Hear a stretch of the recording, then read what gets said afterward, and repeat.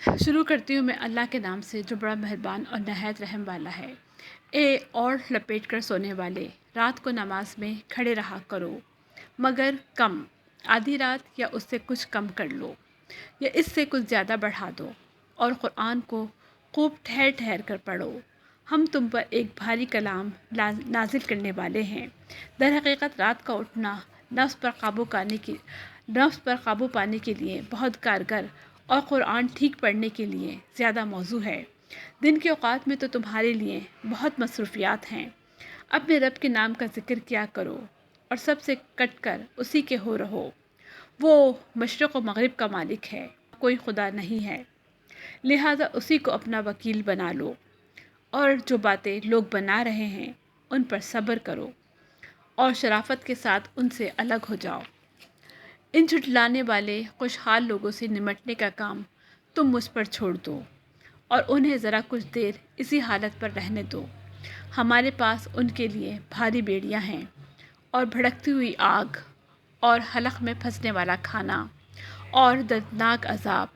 یہ اس دن ہوگا جب زمین اور پہاڑ لرز اٹھیں گے اور پہاڑوں کا حال ایسا ہو جائے گا جیسے ریت کے ڈھیر ہیں جو بکھرے جا رہے ہیں۔ تم لوگوں کے پاس ہم نے اسی طرح ایک رسول تم پر گواہ بنا کر بھیجا ہے، جس طرح ہم نے فرعون کی طرف ایک رسول بھیجا تھا۔ پھر دیکھ لو کہ جب فرعون نے اس رسول کی بات نہ مانی تو ہم نے اس کو بڑی سختی کے ساتھ پکڑ لیا۔ اگر تم ماننے سے انکار کرو گے تو اس دن کیسے بچ جاؤ گے جو بچوں کو بوڑھا کر دے گا اور جس کی سختی سے آسمان پھٹا جا رہا ہوگا۔ اللہ کا وعدہ تو پورا ہو کر ہی رہنا ہے۔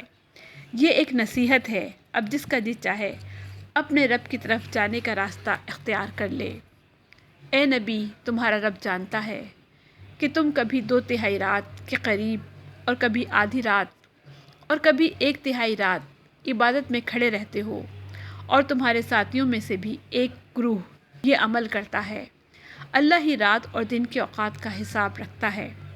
اسے معلوم ہے کہ تم لوگ اوقات کا ٹھیک شمار نہیں کر سکتے، لہذا اس نے تم پر مہربانی فرمائی۔ اب جتنا قرآن آسانی سے پڑھ سکتے ہو پڑھ لیا کرو۔ اسے معلوم ہے کہ تم میں کچھ مریض ہوں گے، کچھ دوسرے لوگ اللہ کے فضل کی تلاش میں سفر کرتے ہیں، اور کچھ اور لوگ اللہ کی راہ میں جنگ کرتے ہیں۔ بس جتنا قرآن بآسانی پڑھا جا سکے پڑھ لیا کرو، نماز قائم کرو، زکوٰۃ دو، اور اللہ کو اچھا قرض دیتے رہو۔ جو کچھ بھلائی تم اپنے لیے آگے بھیجو گے اسے اللہ کے ہاں موجود پاؤ گے، وہی زیادہ بہتر ہے اور اس کا اجر بہت بڑا ہے۔ اللہ سے مغفرت مانگتے رہو، بے شک اللہ بڑا غفور الرحیم ہے، بے شک اللہ بڑا غفور الرحیم ہے، بے شک اللہ بہت غفور الرحیم ہے۔